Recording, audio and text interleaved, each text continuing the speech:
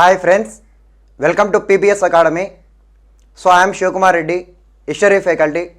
మనం ప్రధానంగా ఈ వీడియోలో వచ్చేసి మొత్తం ఇండియన్ హిస్టరీకి సంబంధించినటువంటి సిలబస్ ఏంటి, సో దానికి సంబంధించి మనం ఏం చదవాలి, అలాగే ఎగ్జామినేషన్స్ దృష్టిలో పెట్టుకొని సో మన ఇండియన్ హిస్టరీలో ఫస్ట్ ఏం చదవాలి, ఆ తర్వాత మనం ఏం సబ్జెక్టులు చూసుకోవాలనేటువంటి అంశాన్ని వివరంగా డిస్కస్ చేయబోతూ ఉన్నాం.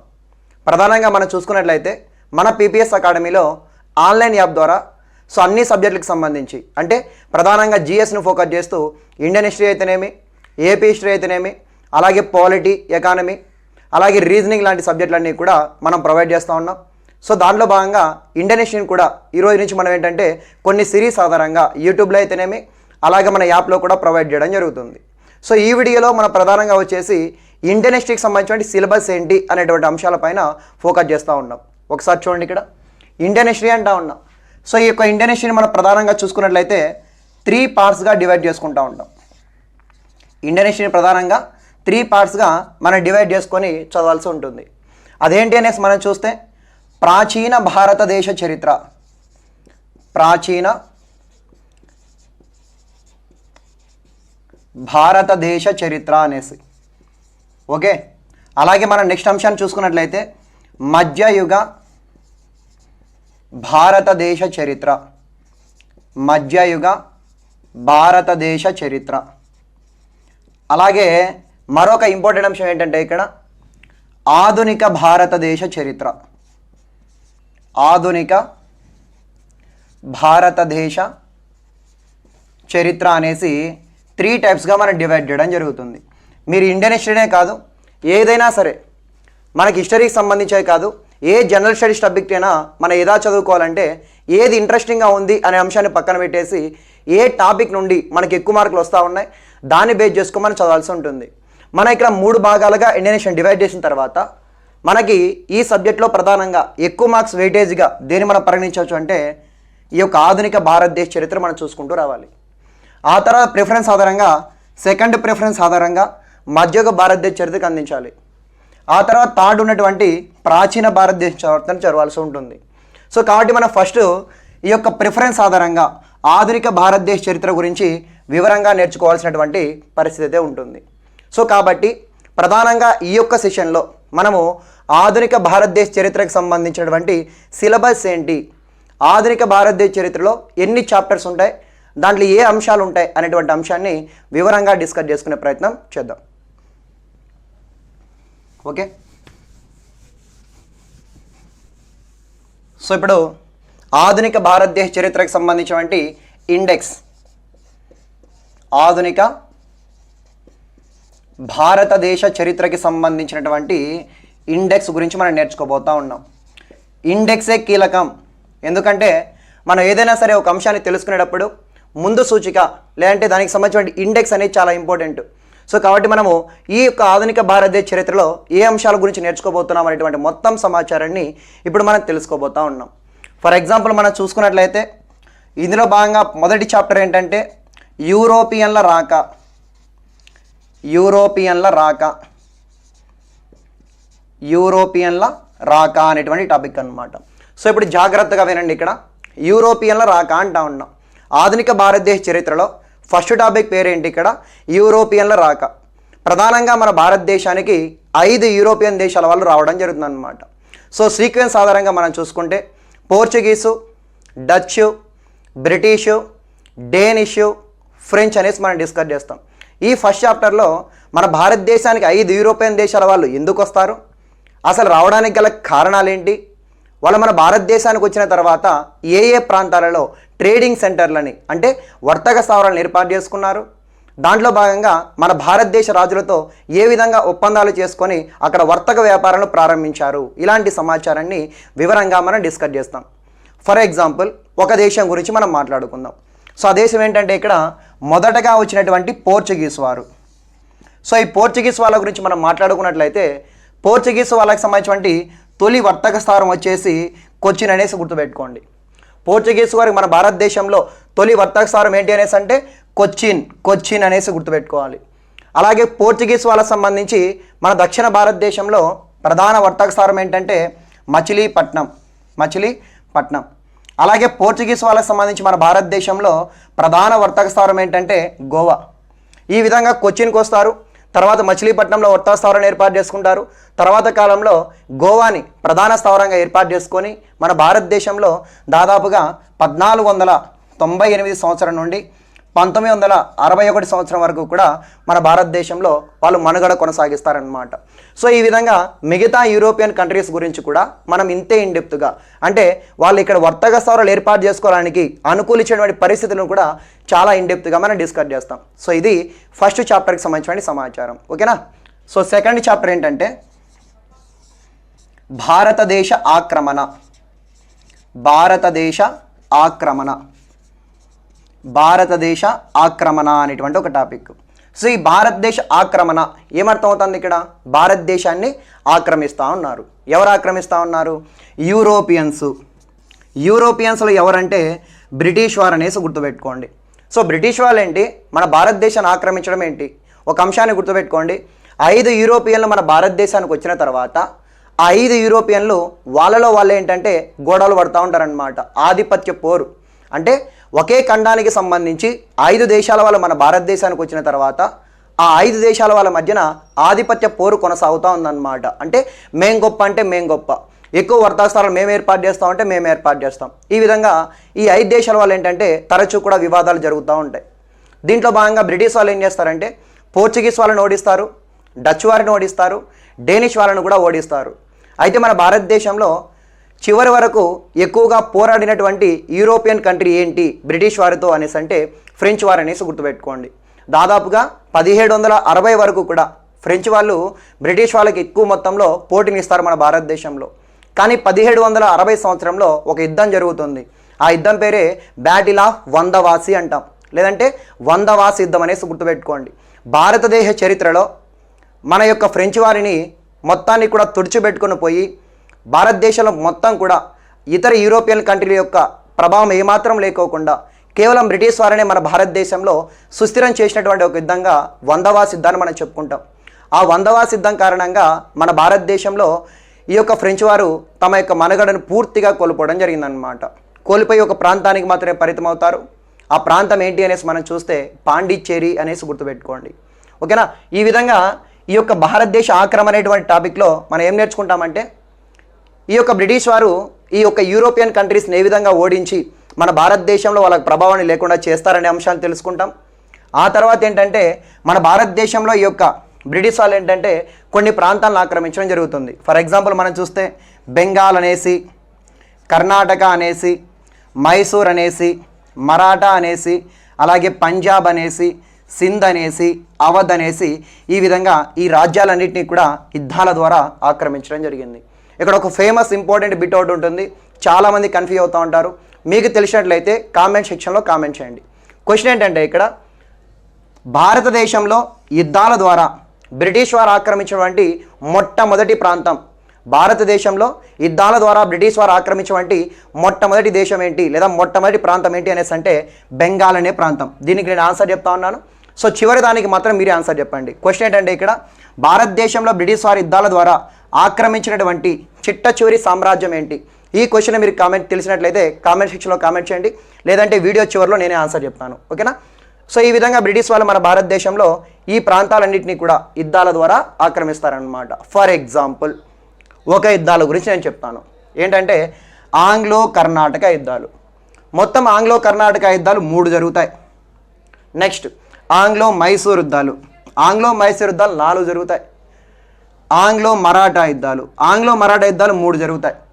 అలాగే ఆంగ్లో సిక్కు యుద్ధాలు. ఆంగ్లో సిక్కు యుద్ధాలు కూడా ఒక 2 జరుగుతాయన్నమాట. వీటన్నిటి గురించి కూడా చాలా అంటే చాలా ఇన్డెప్త్గా మనం డిస్కస్ చేయడం జరుగుతుంది.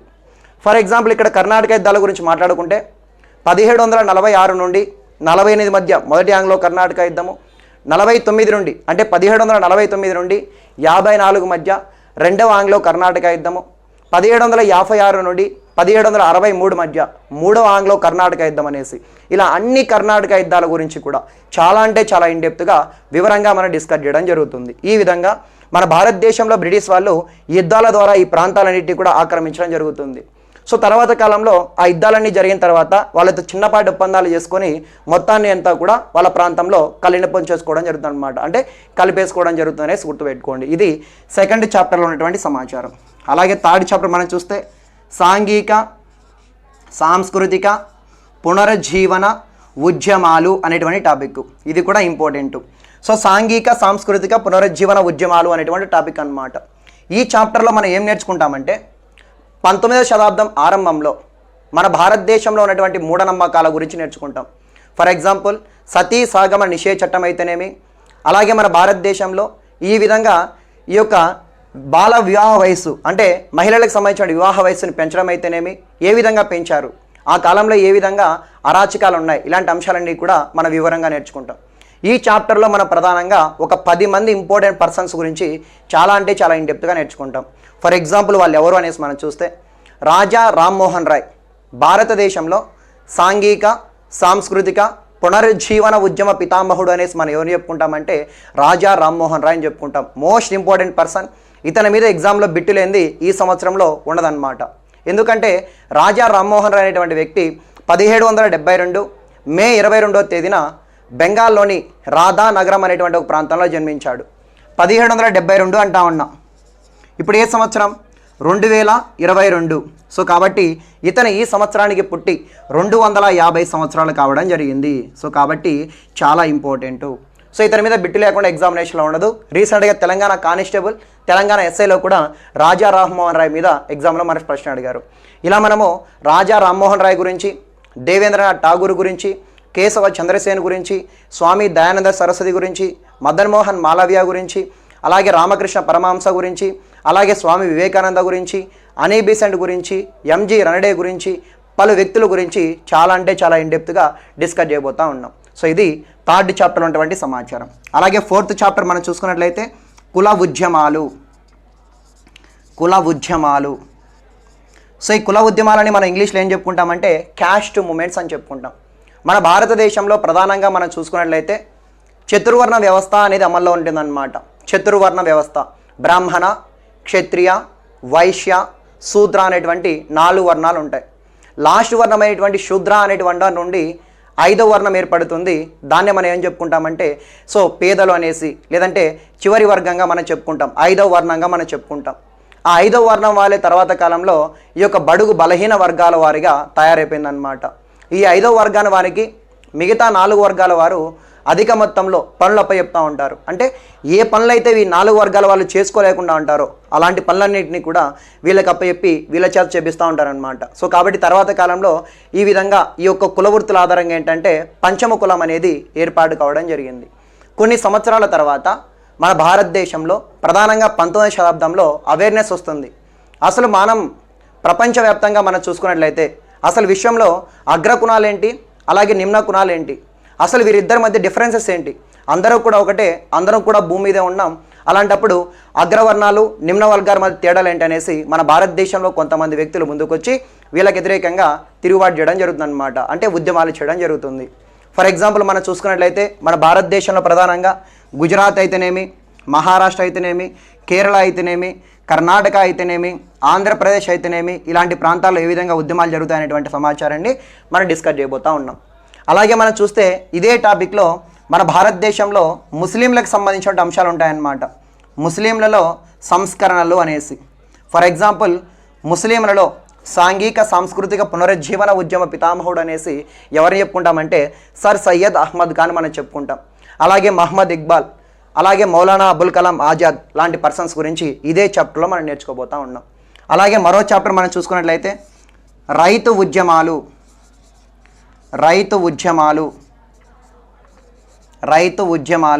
అలాగే గిరిజన ఉద్యమాలు. రైతు, గిరిజన, అలాగే సిపాయిల తిరుగుబాటు, ఇలాంటి అన్ని అంశాలను కూడా ఈ చాప్టర్లో మనం డిస్కస్ చేయబోతూ ఉంటాం. అంటే మన భారతదేశంలో బ్రిటిష్ వాళ్ళకి అగెనెస్ట్గా ఏ విధంగా యుద్ధాలు చేయడం జరిగింది, అంటే యుద్ధమాలు చేయడం జరిగింది. అలాగే గిరిజనులు మన భారతదేశంలో బ్రిటిష్ వారికి అగెనెస్ట్గా ఏ విధంగా ఉద్యమాలు చేయడం జరిగింది. అలాగే సిపాయిలు మన భారతదేశంలో ఏ విధంగా బ్రిటిష్ వారికి అగెనెస్ట్గా తిరుగుబాటు చేయడం జరిగింది అనేటువంటి సమాచారాన్ని ఈ యొక్క చాప్టర్లో మనం వివరంగా నేర్చుకోబోతూ ఉన్నాం. అలాగే నెక్స్ట్ మరొక అంశాన్ని చూసుకున్నట్లయితే జాతీయోద్యమం స్టార్ట్ అవుతుంది అనమాట. జాతీయోద్యమం అసలు ఏంటి? జాతీయోద్యమం అంటే ఏంటి? సింపుల్ డెఫినేషన్ చెప్తాను, గుర్తుపెట్టుకోండి. జాతీయోద్యమం అంటే ఒక జాతి విదేశీ పాలనకు వ్యతిరేకంగా చేసేటువంటి ఒక ఉద్యమాన్ని జాతీయోద్యమం అంటాం. ఏం చెప్తా ఉన్నా? ఒక జాతి విదేశీ పాలన వ్యతిరేకిస్తూ చేసినటువంటి ఒక ఉద్యమాన్నే జాతీయోద్యమం అంటాం. మరి భారతదేశంలో చేసినటువంటి ఈ ఉద్యమాన్నే భారత జాతీయోద్యమం అంటాం. అంటే మన భారత జాతికి సంబంధించినటువంటి వ్యక్తులు బ్రిటిష్ పాలన వ్యతిరేకిస్తూ చేసినటువంటి ఈ ఉద్యమాలనే మనం ఏం చెప్పుకుంటామంటే భారత జాతీయోద్యమం అనేసి మనం చెప్పుకుంటాం. అయితే మన భారతదేశంలో జాతీయోద్యమం అనేది ఎప్పుడు స్టార్ట్ అవుతుంది అనేసి అంటే 1885లో స్టార్ట్ అవుతుంది. చాలామంది 1857 సిపాయిలు తిరుగుబడని చెప్తూ ఉంటారు, కానీ కాదు, 1885 అనేసి గుర్తుపెట్టుకోండి. మన భారతదేశంలో ఇండియన్ నేషనల్ కాంగ్రెస్ అనేటువంటి ఒక పార్టీ ఏర్పాటవుతుంది. ఏవో హ్యూమ్ అనేటువంటి వ్యక్తి 1885 సంవత్సరంలో ఇండియన్ నేషనల్ కాంగ్రెస్ని ఏర్పాటు చేయడం జరిగింది. అప్పటితోనే మన భారతదేశంలో ఈ యొక్క భారత జాతీయోద్యమం స్టార్ట్ అయిందనమాట.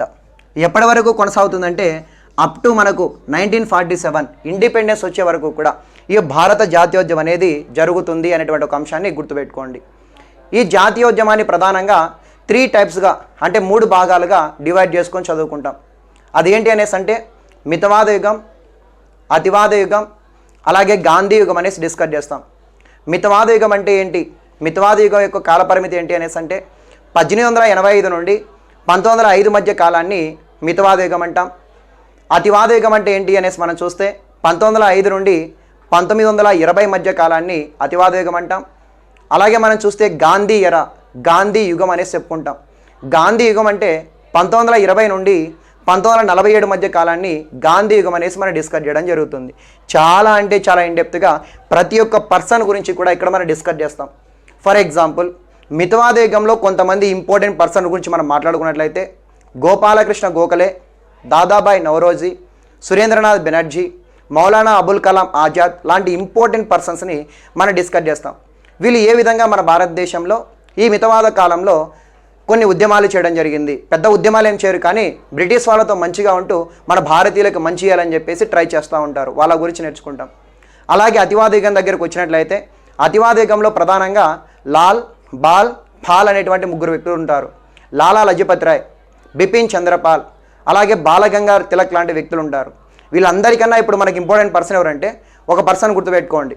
అతివాద మండపానికి 4వ కాలు వంటి వాడు అనేసి ఎవరిని చెప్పుకుంటాం? అరవింద్ ఘోష్ని చెప్పుకుంటాం.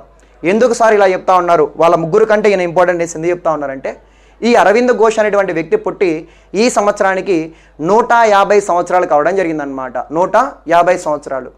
1872 ఆగస్టు 15వ తేదీన మన అరవింద్ ఘోష్ అనేటువంటి వ్యక్తి జన్మించాడు. ఈ సంవత్సరానికి ఆయన పుట్టి ఏంటంటే 150 ఇయర్స్. మొన్న ఆగస్టు 15కే ఇతను పుట్టి 150 సంవత్సరాలు అయింది. సో కాబట్టి ఇతని మీద మన ఎగ్జామినేషన్లో బిట్ ఎక్స్పెక్ట్ చేయొచ్చు. సో ఇది అతివాద యుగానికి సంబంధించిన కొంత సమాచారం. అలాగే అతివాద యుగం కాలంలోనే మొట్టమొదటిసారిగా 2 పెద్ద ఉద్యమాలు మన భారతదేశంలో జరుగుతాయి. ఏంటి ఆ 2 పెద్ద ఉద్యమాలు అనేసి మనం చూస్తే ఫస్ట్ వన్ వచ్చేసి స్వదేశీ ఉద్యమాలు. వాటిని మనం వందే మాతర ఉద్యమాలు అనేసి కూడా చెప్పుకుంటాం. 1905లో లార్డ్ కర్జన్ అనేటువంటి వ్యక్తి బెంగాల్ అనేటువంటి ఒక ప్రాంతాన్ని 2 భాగాలుగా డివైడ్ చేయడం జరిగింది. దానిని వ్యతిరేకిస్తూ మన భారతదేశంలో లేదంటే ప్రధానంగా బెంగాల్లో స్టార్ట్ అయ్యి మొత్తం దేశవ్యాప్తంగా విస్తరిస్తాయి ఆ ఉద్యమాలనే బెంగాల్ ఉద్యమాలు అనేసి, స్వదేశీ ఉద్యమాలు అనేసి మనం డిస్కస్ చేస్తాం. అలాగే తర్వాత కాలంలో మనం చూసుకున్నట్లయితే హోమ్ రూల్ ఉద్యమాల గురించి మనం నేర్చుకుంటాం. హోమ్ రూల్ ఉద్యమాలను ప్రధానంగా 2 వ్యక్తులు నిర్వహిస్తారు. ఒకరు అనీ బిసెంట్, మరొక వ్యక్తి గోపాలకృష్ణ గోఖలే. చాలామందికి ఇక్కడ డౌట్ ఉంటుంది, అనీ బిసెంట్ అనేటువంటి మహిళ ఎక్కడో ఐర్లాండ్ దేశానికి సంబంధించిన మహిళ మన భారతదేశానికి ఎందుకు వస్తుందనేసి మనం చూస్తే 1893 సంవత్సరంలో దివ్యజ్ఞాన సమాజాన్ని మన భారతదేశంలో వ్యాప్తి చేయడం కోసం మన భారతదేశానికి వస్తుంది. తర్వాత కాలంలో ఆమె అంచెలంచెలుగా ఎదుగుతూ కాంగ్రెస్లో ఉన్నత స్థానాన్ని స్వీకరించి తర్వాత కాలంలో ఏంటంటే ఇక్కడ లక్నో ఒడంబడికలో భాగంగా మితవాదులు అతివాదులు కలుసుకునేలా చేస్తుంది. ఆ సందర్భంగానే తర్వాత కాలంలో ఏంటంటే మన భారతదేశంలో హోమ్ రూల్ ఉద్యమాలను కూడా స్టార్ట్ చేయడం జరుగుతుంది. అప్పుడే హోమ్ రూల్ ఉద్యమాలు కూడా. ఈ హోమ్ రూల్ ఉద్యమాలను ఏమి ఎక్కడ స్టార్ట్ చేస్తుంది అనేసి మనం చూస్తే సో గుర్తుపెట్టుకోండి, మద్రాసులోని అడయార్లో. అలాగే మన బాలగంగాధర్ తిలక్ యొక్క హోమ్ రూల్ ఉద్యమాన్ని ఎక్కడ స్టార్ట్ చేస్తాడనేసి మనం చూస్తే ఈయన బొంబాయి కేంద్రంగా స్టార్ట్ చేస్తాడు. ఇక్కడ ఇంపార్టెంట్ బిట్ ఏంటంటే చాలామంది కన్ఫ్యూజ్ అయ్యేటువంటి బిట్ ఏంటంటే మన బాలగంగాధర్ తిలక్ ప్రారంభించినటువంటి యొక్క హోమ్ రూల్ ఉద్యమాలని తర్వాత కాలంలో తీసుకొని వచ్చేసి అనీ బెసెంట్ ప్రారంభించినటువంటి హోమ్ రూల్ ఉద్యమాలలో విలీనం చేయడం జరిగిందనమాట. కానీ చాలామంది ఏమనుకుంటారంటే అనీ బెసెంట్ యొక్క ఉద్యమాలని బాలగంగాధర్ తిలక్ యొక్క హోమ్ రూల్ ఉద్యమాల్లో విలీనం చేసింటారేమో అనుకుంటారు. కానీ కాదు, రివర్స్ అంశాన్ని గుర్తుపెట్టుకోండి. ఏం చెప్తా ఉన్నా, బాలగంగాధర్ తిలక్ యొక్క హోమ్ రూల్ ఉద్యమాలని అనీ బెసెంట్ ప్రారంభించిన యొక్క హోమ్ రూల్ ఉద్యమాలలో విలీనం చేసి ఇతను ఏంటంటే ఈ ఉద్యమాలను ఆపేసి లండన్కి వెళ్ళిపోతాడనమాట. ఒక కేసుకు సంబంధించిన విచారణ కోసం లండన్కి వెళ్తాడు. మనం రెగ్యులర్ క్లాస్ చెప్పుకున్నప్పుడు చాలా ఇన్డెప్త్గా ఇక్కడ డిస్కస్ చేద్దాం. ఇది అతివాదిక కాలానికి సంబంధించింది. నెక్స్ట్ చివరిగా గాంధీగం గురించి మనం మాట్లాడదాం. గాంధీగం అంటే ఏంటంటే గాంధీ పుట్టినప్పటి నుంచి స్టార్ట్ అయినటువంటి యుగాన్ని గాంధీగం అనేసి చాలామంది చెప్పుకుంటూ ఉంటారు. కానీ కాదు, గాంధీ మన భారతదేశంలో 1920 నుండి 1947 మధ్య కొనసాగినటువంటి ఈ కాలాన్ని మన గాంధీగం అంటాం. మళ్ళీ చెప్తా చూడండి, ఇక్కడ 1920 నుండి 1947 మధ్య కాలాన్ని మన భారతదేశంలో గాంధీ ఎరా లేదా గాంధీ యుగం అనేసి మనం చెప్పుకుంటాం. ఈ గాంధీ ఎరా లేదా గాంధీ యుగం అనేటువంటి కాలంలో దీనికన్నా ముందు గాంధీజీ మన భారతదేశంలో 1917, 1918 సంవత్సర కాలాల్లో ఒక స్థానిక ఉద్యమాలకి నాయకత్వం వహిస్తాడు. ఏంటి ఆ స్థానిక ఉద్యమాలు? చంపారన్ సత్యాగ్రహం అనేసి, అహ్మదాబాద్ మిల్లు కార్మికుల సమ్మె అనేసి, కేడా కైడా ఉద్యమాలు అనేసి 3 ఉద్యమాలకు నాయకత్వం వహిస్తాడనమాట. ఈ ఉద్యమాలన్నింటినీ కూడా ఆయన పెద్ద పెద్ద యుద్ధాలు చేసో పెద్ద పెద్ద ఉద్యమాలు చేసో విజయాలు సాధించలేదు. కేవలం సత్యాగ్రహం అనేటువంటి ఒక కాన్సెప్ట్ తీసుకొని అన్ని దాంట్లో కూడా విజయం సాధించడం జరిగిందనమాట. సో ఈ విధంగా ఇతను విజయం సాధించాడు. అవన్నీ కూడా మన భారతదేశంలో ఉన్నటువంటి నాయకులకి అలాగే మనలాంటి సాధారణమైనటువంటి వ్యక్తులకు కూడా ఆమోదయోగ్యమైనాయన్నమాట. సో గాంధీజీ యొక్క సత్యాగ్రహం యొక్క భావనలు దేశంలో ఉన్నటువంటి ప్రతి ఒక్కరిని కూడా ఆకర్షించాయి. సో కాబట్టి 1920 సంవత్సరంలో గాంధీజీని ఒక జాతీయ నాయకుడిగా గుర్తిస్తూ మన భారతదేశానికి సంబంధించిన జాతీయోద్యమానికి నాయకుడిగా ఆయన ప్రకటించి 1920 నుండి 1947 మధ్య కాలాన్ని గాంధీయుగంగా మనం చెప్పుకుంటాం. ఈ గాంధీయుగంలో చెప్పుకోలేనటువంటి సంఘటనలు జరుగుతాయి. అంటే ఎన్నో సంఘటనలు జరుగుతాయి. ఫర్ ఎగ్జాంపుల్ నేను మీకు కొన్ని చెప్తాను చూడండి. ఇక్కడ ఇంట్రడక్షన్లో భాగంగా గాంధీజీ యొక్క గాంధీగంలో భాగంగా 3 పెద్ద ఉద్యమాలకు నాయకత్వం వహిస్తాడు. అయితే అందులో మొదటి ఉద్యమాలు ఏంటి అనేసి మనం చూస్తే సహాయ నిరాకరణ ఉద్యమాలు. దీని మీద ఖచ్చితంగా బిట్ ఉంటుంది. ఎందుకు ఉంటుంది దీని మీద బిట్ అంటే ఈ యొక్క ఒక సంఘటన ఉంటుంది. ఆ సంఘటన జరిగి 100 years పూర్తయిందనమాట. నేను చెప్తాను, ఒక్క క్షణం పాటు వినండి, సరిపోతుంది. 1920 సంవత్సరంలో మన మహాత్మా గాంధీజీ సహాయ నిరాకరణ ఉద్యమాలు స్టార్ట్ చేస్తాడు. అయితే ఈ సహాయ నిరాకరణ ఉద్యమాలకు మద్దతుగా మన భారతదేశంలో మ్యాక్సిమం అన్ని ప్రాంతాల్లో కూడా ఉద్యమాలు జరుగుతాయి. ఎప్పుడు కూడా గ్రామీణ ప్రాంతాల్లో ఉన్నటువంటి వ్యక్తులు ఎప్పుడు కూడా ఉద్యమాల్లో పాల్గొనలేదు. కానీ మొట్టమొదటిసారిగా మన భారతదేశ చరిత్రలో గ్రామీణ ప్రాంతాలకు కూడా ఈ యొక్క జాతీయోద్యమ భావనలన్నీ కూడా అక్కడికి కూడా వెళ్ళాయి. అక్కడ కూడా ఏంటంటే ఉద్యమాలు చేయడం జరిగిందనేసి గుర్తుపెట్టుకోండి. ఈ విధంగా మన సుభాష్ చంద్రబోస్ లాంటి వ్యక్తులు ఏం చేస్తారంటే ఏకంగా తన పదవులకే రాజీనామా చేసి ఈ యొక్క ఉద్యమాల్లో పాల్గొంటారు. చాలామంది ఎమ్మెల్యేలు అలాగే ఎంపీలు వాళ్ళ పదవులకు రాజీనామా చేసి ఉద్యమాల్లో పాల్గొంటారు. చాలామంది తమ ఉద్యోగాలకు రాజీనామా చేసి ఉద్యమాల్లో పాల్గొంటారు. మొత్తానికి 1920 నుండి 1922 వరకు దేశవ్యాప్తంగా పలు ప్రాంతాల్లో ఉద్యమాలు నిర్వహిస్తారు. కానీ 1922 ఫిబ్రవరి 5వ తేదీన ఉత్తరప్రదేశ్లోని గోరఖ్పూర్ అనేటువంటి ఒక ప్రాంతంలోని చౌరీ చౌరా అనేటువంటి ఒక ప్రాంతంలో ఒక ఇన్సిడెంట్ జరుగుతుంది. ఆ ఇన్సిడెంట్ మనం ఏం చెప్పుకుంటామంటే చౌరీ చౌరా సంఘటన అని చెప్పుకుంటాం. ఇప్పుడు జరిగినది 1922 ఫిబ్రవరి 5. ఒకసారి చూడండి, క్యాలిక్యులేట్ చేయండి. 1922 ఫిబ్రవరి 5. ఈ సంవత్సరం 2022 ఫిబ్రవరి 5. ఎన్ని సంవత్సరాలు అవుతుంది? ఇక్కడ 100 years కావడం జరిగింది. దానికి సందర్భంగా ఇటీవల కాలంలోనే భారత ప్రధానమంత్రి నరేంద్ర మోడీ కూడా ఆ గోరఖ్పూర్ కేంద్రంగా ఒక సమావేశాన్ని ఏర్పాటు చేసి ఆ సమావేశంలో భాగంగా ఒక కమరమేటివ్ కాయిన్ని కూడా ఒక స్మారక చిహ్నాన్ని కూడా రిలీజ్ చేయడం జరిగింది. ఇంతకు ఏంటి సార్ ఆ యొక్క చౌరీ చౌరా సంఘటన ఏంటి? నేను మీకు చెప్పే ప్రయత్నం చేస్తాను, కాసేపేనండి. అదేంటి అనేసి మనం చూస్తే ప్రజలు శాంతియుతంగా ఉద్యమాలు చేస్తూ ఉన్నారు చౌరీ చౌరా ప్రాంతంలో. కానీ పోలీసులు ఏం చేస్తారంటే ఆ సహాయ నిరాకరణ ఉద్యమాలను కట్టడి చేయాలనేటువంటి ఉద్దేశంతో పోలీసులు ఆ ప్రజలపైన లాఠీ చార్జ్ చేయడం జరుగుతుందన్నమాట. ఆ లాఠీ చార్జ్లో భాగంగా అనేక మంది సామాన్య ప్రజలందరూ కూడా బాగా దెబ్బలు తింటారు. అంటే లాఠీ చార్జ్కి గురి కావడం జరిగింది. సో ప్రజలందరూ కూడా కోపంతో ఊగిపోతూ ఉన్నారు. ఆ చౌరీ చౌరా ప్రాంతం అనేటువంటి ఒక పోలీస్ స్టేషన్ పైన ఆ రాత్రికి వెళ్ళేసి మొత్తాన్ని కూడా తగలబెట్టడం జరిగింది. ఆ కాలంలో పోలీస్ స్టేషన్లు అన్నీ కూడా ఏంటంటే బోధకొట్టాలతో ఉండిపోతాయన్నమాట. సో కాబట్టి మొత్తాన్ని కూడా దహనం చేస్తే ఆ దహనంలో భాగంగా రాత్రికి చాలామంది పోలీస్ అధికారులు మరణించారంట. ఆ మరణించినటువంటి పోలీస్ అధికారులందరూ కూడా బ్రిటిష్ వాళ్ళు కాదు, వాళ్ళందరూ కూడా మన భారతీయులే. సో కాబట్టి మన మహాత్మా గాంధీకి అంశం తెలుస్తుంది. అసలు నేను ఈ సత్యాగ్రహాన్ని చాలా శాంతియుతంగా ఎలాంటి అలజడి లేకుండా నిర్వహించాలనుకున్నా సో ఈ యొక్క ఉద్యమాలు అనేవి తప్పుదారి పట్టిపోయేలా ఉన్నాయి. సో కాబట్టి నేను ఆపేస్తున్నా అని చెప్పేసి మన మహాత్మా గాంధీ అదే సంవత్సరం ఫిబ్రవరి 10 లేదా 11 రోజున బార్డోలీ తీర్మానాన్ని ప్రవేశపెట్టి ఆ ఉద్యమాలు ఆపేస్తారనమాట. సో కాబట్టి అది దానికి సంబంధించిన సమాచారం. అలాగే మన మహాత్మా గాంధీజీ తర్వాత కాలంలో మనం చూసుకున్నట్లయితే ఖిలాఫత్ ఉద్యమాలకు నాయకత్వం వహిస్తాడు. అలాగే మరొక పెద్ద ఉద్యమం చూసుకున్నట్లయితే శాసనోల్లంఘన ఉద్యమాలు, వీటినే ఉప్పు సత్యాగ్రహం అనేసి మనం చెప్పుకుంటాం. సివిల్ డిసోబీడియన్స్ అనేసి చెప్పుకుంటాం. ఎప్పుడు జరిగే ఈ సివిల్ డిసోబీడియన్స్ అనేసి మనం చూస్తే 1930 నుండి 1934 మధ్య మన భారతదేశంలో గాంధీజీ నాయకత్వం వహించినటువంటి రెండవ అతిపెద్ద జాతీయోద్యమాలు, అంటే రెండవ అతిపెద్ద గొప్ప ఉద్యమాలు లేదా పెద్ద ఉద్యమాలు అనేసి గుర్తుపెట్టుకోండి. చాలా తేడా ఉంది ఇక్కడ. గాంధీజీ మన భారతదేశంలో నాయకత్వం వహించినటువంటి మొట్టమొదటి స్థానిక ఉద్యమం అంటే చంపారన్ సత్యాగ్రహం మీకు గుర్తు రావాలి. భారతదేశంలో గాంధీజీ నాయకత్వం వహించినటువంటి అతిపెద్ద ఉద్యమం అంటే ఈ యొక్క సహాయ నిరాకరణ ఉద్యమం మీకు గుర్తు రావాలి. చాలా డిఫరెన్స్ ఉంది అక్కడ, ఒక్కసారి జాగ్రత్తగా వినండి. అలాగే గాంధీజీ మన భారతదేశంలో నాయకత్వం వహించినటువంటి రెండవ అతిపెద్ద ఉద్యమం అంటే మాత్రం మీరు గుర్తుపెట్టుకోండి శాసనోల్లంఘన ఉద్యమాలు.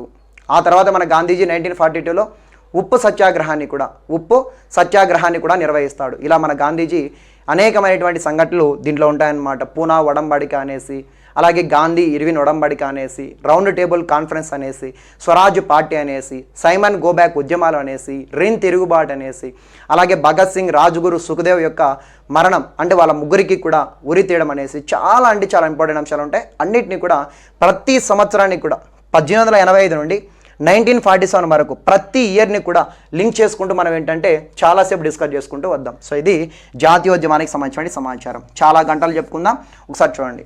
అలాగే దీని తర్వాత ఏంటంటే Indian National Congress. So Indian National Congress 1885లో ఏర్పాటవుతుంది.